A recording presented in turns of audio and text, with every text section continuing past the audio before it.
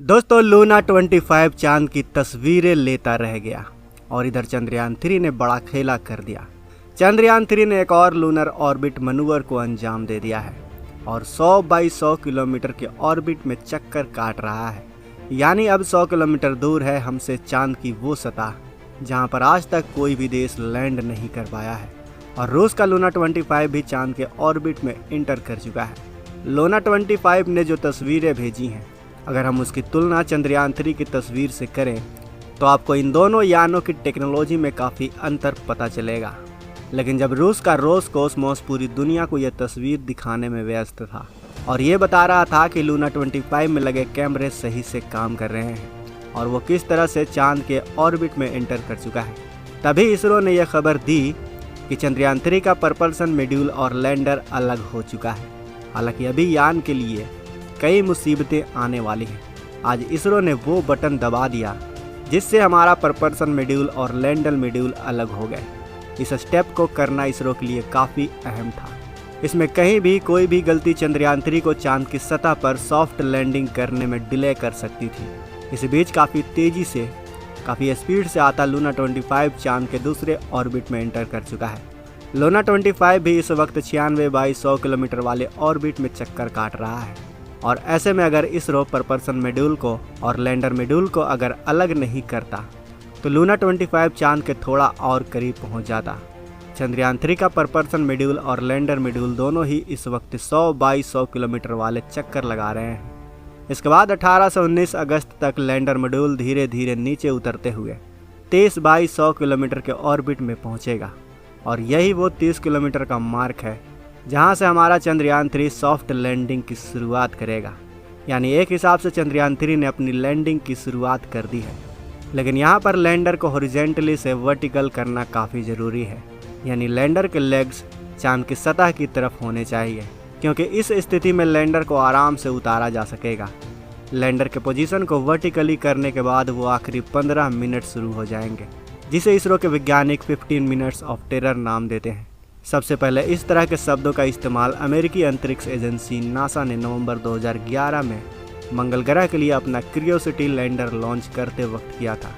उस वक्त बात 15 मिनट की नहीं बल्कि 7 मिनट की थी, इसलिए जेट प्रपल्सन लेबोरेटरी के वैज्ञानिकों ने इसे 7 मिनट्स ऑफ टेरर यानी डर के 7 मिनट कहकर पुकारा था। वहीं 15 मिनट्स ऑफ टेरर का शब्द 7 सितंबर 2019 को जिस चंद्रयान 2 की लॉन्चिंग होने वाली थी उस दिन इसरो चीफ डॉक्टर के सिवन ने लॉन्चिंग में किया था।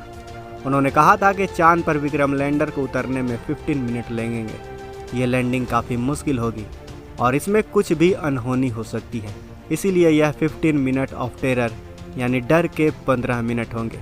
और उनकी बात सही भी साबित हुई, क्योंकि 13 मिनट तक सब कुछ सही चलने के बाद आखिरी 2 मिनट में जो भी हुआ वो सभी के सांसें रोक देने वाला था। सिर्फ 2 मिनट में ही इसरो इतिहास रचते रचते रह गया और चंद्रयान 2 के विक्रम लैंडर ने 2.1 किलोमीटर की दूरी पर रास्ते से दिशा बदली और उसका ग्राउंड स्टेशन से संपर्क टूट गया। तब से ही चांद पर लैंडिंग के इस वक्त को इसरो के वैज्ञानिकों ने 15 मिनट ऑफ टेरर का नाम दिया है। अगर सब कुछ ठीक रहा तो चंद्रयान 3 चांद की सतह पर लैंड कर जाएगा, तो वहीं रूस का लूना 25 21 अगस्त को साउथ पोल पर लैंड कर सकता है। अगर लूना 25 इस दिन लैंड नहीं करता है तो लूना 25 और चंद्रयान 3 दोनों ही लैंडिंग एक ही दिन करेंगे। लेकिन आखिर दोनों स्पेसक्राफ्ट चांद के साउथ पोल पर ही क्यों लैंड करना चाहते हैं? तो दोस्तों, जैसा पृथ्वी का दक्षिणी ध्रुव है वैसा ही चांद का भी है। पृथ्वी का दक्षिणी ध्रुव अंटार्कटिका में है, जो पृथ्वी का सबसे ठंडा इलाका है। ऐसा ही चांद का दक्षिणी ध्रुव सबसे ठंडा इलाका है।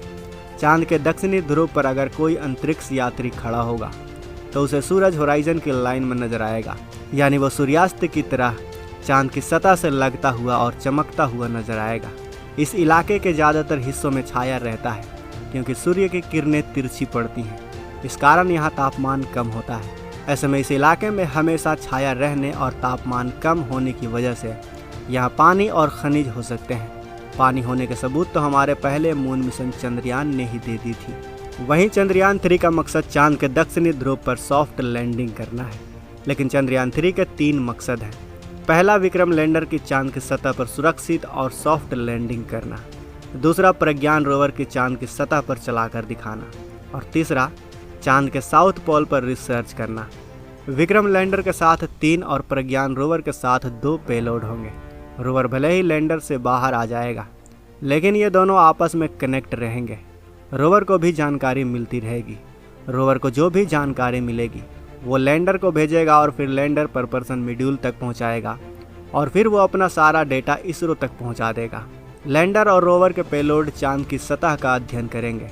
ये चांद की सतह पर मौजूद पानी और खनिजों का पता लगाएंगे। सिर्फ यही नहीं, इनका काम ये भी पता करना होगा कि चांद पर भूकंप आखिर आते कैसे हैं। वही लूना 25 के लैंडर को करीब साल भर तक चांद की सतह पर रहकर स्टडी करना है।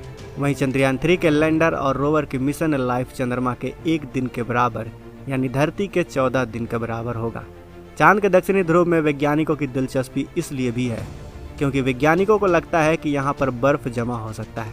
ऐसा हुआ तो वैज्ञानिक उससे ईंधन, ऑक्सीजन और पीने का पानी भी बना सकते हैं।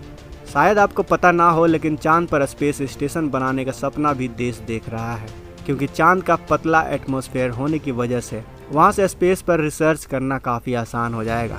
ऐसे में देखना ये भी मज़ेदार होगा कि चंद्रयान 3 के बाद अब हमारा इसरो चांद पर बेस कब तक बनाता है, चंद्रयान 4 में या फिर चंद्रयान 5 में। वैसे दोस्तों, आपको क्या लगता है वो किस नंबर का मिशन होगा जब हमारा भारत चांद पर बेस बना रहा होगा? चंद्रयान 5, चंद्रयान 6, चंद्रयान 10 या फिर चंद्रयान 20? क्या लगता है आपको कब तक हमारा भारत चांद पर बेस बना सकता है? अपने विचार हमें कमेंट बॉक्स में अवश्य बताएं।